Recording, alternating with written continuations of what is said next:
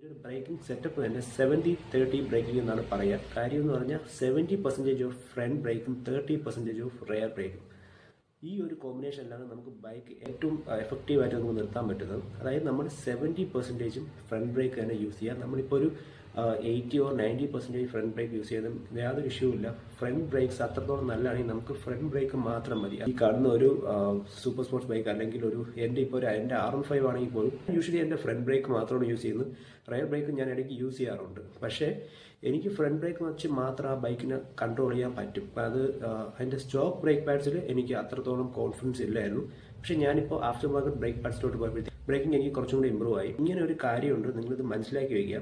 അതായത് sports bike ഇപ്പം നമ്മൾ, അതുകൊണ്ടാണ് ഞാൻ പല വീഡിയോയിലും ഞാൻ പറഞ്ഞിട്ടുള്ളത്, സ്പോർട്സ് ബൈക്കാണ് നിങ്ങൾ യൂസ് ചെയ്യുന്നുണ്ടെങ്കിൽ ഫ്രണ്ട് സെക്ഷനിൽ, സ്പോർട്സ് ബൈക്ക് എന്നല്ല ഏതൊരു ബൈക്കാണെങ്കിലും ഫ്രണ്ട് സെക്ഷനിൽ ഒരു ഇഷ്യൂ വന്നു കഴിഞ്ഞാൽ നമ്മളത് വെച്ച് അഡ്ജസ്റ്റ് ചെയ്ത് ഓടിക്കരുത്. പ്രത്യേകിച്ച് ഫോക്സിന്, അത് നമ്മുടെ ആ ഒരു സെൻറ്റർ ബെയറിംഗ് സെറ്റപ്പിന്, അതുപോലെ ഫ്രണ്ട് സെക്ഷനിൽ ബ്രേക്സിനോ എന്ത് പ്രശ്നം ഉണ്ടെങ്കിലും നമ്മളത് വെച്ച് അഡ്ജസ്റ്റ് ചെയ്ത് ഒരിക്കലും ഓടിക്കരുത്. കാര്യം ബൈക്സിൻ്റെ ഏറ്റവും ഇമ്പോർട്ടൻ്റ് എന്ന് പറഞ്ഞാൽ ഫ്രണ്ട് സെക്ഷനാണ്. ആ ഫ്രണ്ട് സെക്ഷൻ എന്തെങ്കിലും പ്രശ്നം ഉണ്ടെങ്കിൽ നിങ്ങൾ അപ്പം തന്നെ അത് ക്ലിയർ ചെയ്ത് കറക്റ്റ് ക്ലിയർ ആക്കി തന്നെ ബൈക്ക് കൊണ്ടുനടക്കുക. ബൈക്സ് ഫ്രണ്ട് സെക്ഷൻ ഇഷ്യൂ ഉണ്ടെങ്കിൽ നമുക്ക് ക്രാഷ് ആവാൻ ചാൻസ് വളരെ കൂടുതലാണ്. ബൈക്സിൻ്റെ എല്ലാ കൺട്രോളും ഇപ്പോൾ ഒരു സ്പോർട്സ് ബൈക്ക് ആണെങ്കിൽ എസ്പെഷ്യലി ഫുൾ കൺട്രോൾ ഫ്രണ്ടിലാണ് ഇരിക്കുന്നത്. ഈ ഒരു 70-30 ബ്രേക്കിംഗ് സെറ്റപ്പ് നിങ്ങളൊന്ന് ട്രൈ ചെയ്ത് നോക്കുക. അത് കൂടുതലും ഫ്രണ്ട് ബ്രേക്ക് യൂസ് ചെയ്ത് മാത്രം ബൈക്ക് നിർത്താൻ ശ്രമിക്കുക.